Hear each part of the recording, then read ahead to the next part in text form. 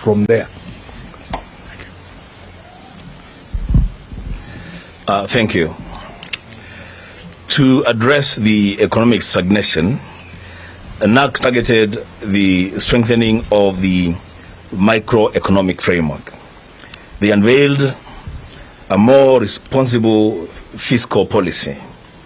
They unleashed the private sector to participate in investment, particularly in the productive sectors, and especially in infrastructure development and maintenance.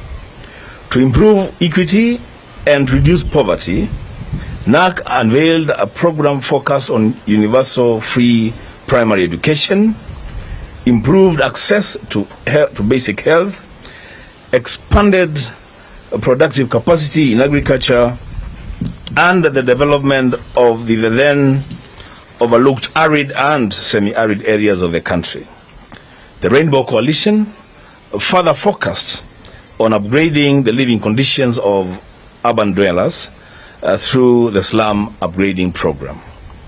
To enhance governance, Rainbow embarked on far-reaching reform of the judiciary, a strengthening of the rule of law and security, improvement in the prisons of police, and implementing reforms in public administration.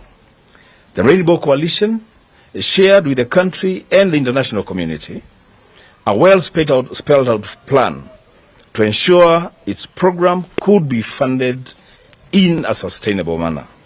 At some stage, the economic recovery strategy investment activities were revised and reprioritized, and the implementation cost brought down from Kenya shillings 706 billion as originally indicated to Kenya shillings 340 billion.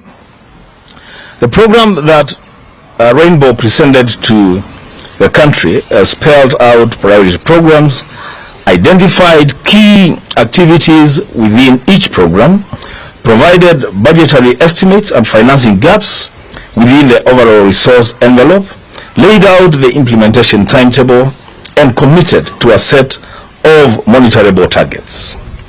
A prioritization workshop was held where all the activities in the logical framework of the program were prioritized in line with the sector objectives. The Rapid Result Initiative was launched. It is these sets of government organization that quickly made Kenyans be polled as the most optimistic people in the world upon the arrival of the NAC administration.